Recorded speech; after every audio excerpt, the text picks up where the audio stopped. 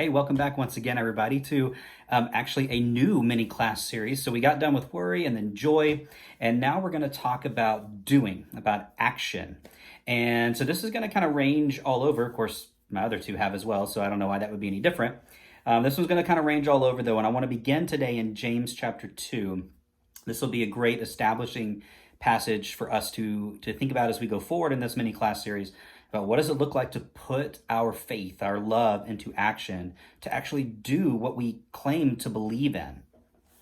So in James chapter 2, beginning in verse 14, let's just read there for about 3 verses, and then we'll talk about it for a minute.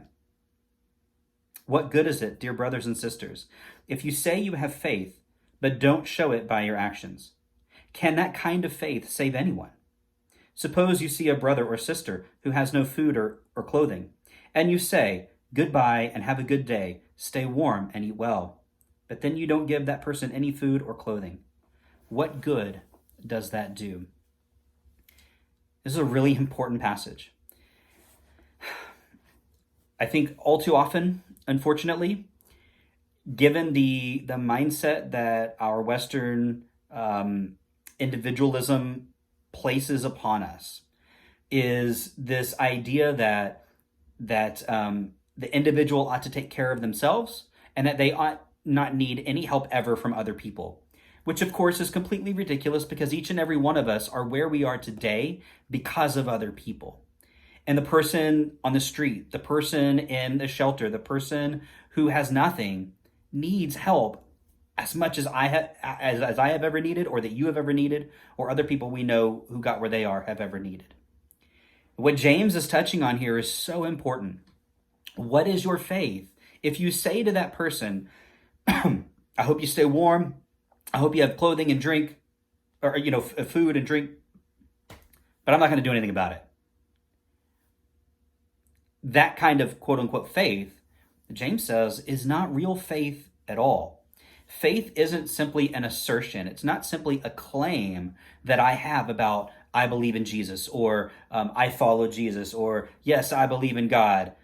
That's not what faith is. Faith decoupled from action isn't real faith at all. And Paul doesn't disagree with this, by the way. A lot of people pit Paul and James against each other, thinking that Paul disagrees with James. He doesn't. Paul says very similar things to what James says right here. James says it a little more, I think, outright than Paul might, but they don't disagree at all. Faith without works is dead. And so it's not simply enough to say to somebody, I hope you're taken care of. We actually have to do the job of taking care of those people. And I'm very proud of our congregation because we do so many of those sort of things in our own community. We do it for groups outside of our immediate community. And that's really important. It's important that people see a church like ours and see the good that we're doing, not so that we get any praise, but so they recognize that God is working through us. That's what's important. So think about this week. As we begin this study on doing. Think for yourself, what opportunities am I missing? Either through blindness, right? Through not wanting to see, through just naivete of not understanding that there could be a need in this particular area. Or maybe even just willful, I don't want anything to do with that. Where do we need to open up, each of us individually and as a group, as a church community? Where do we need to open up to showing and putting our faith into action? Okay, so that's where we're going and thinking about. I think James is a really great place to start that. Okay, take care. I will see you all very soon. And remember, if you are part of our church, we'll be back together this Sunday. I hope that if you feel safe to come, that you will, but stay home if you don't. Okay, be well, take care, and I can't wait to see all of you soon.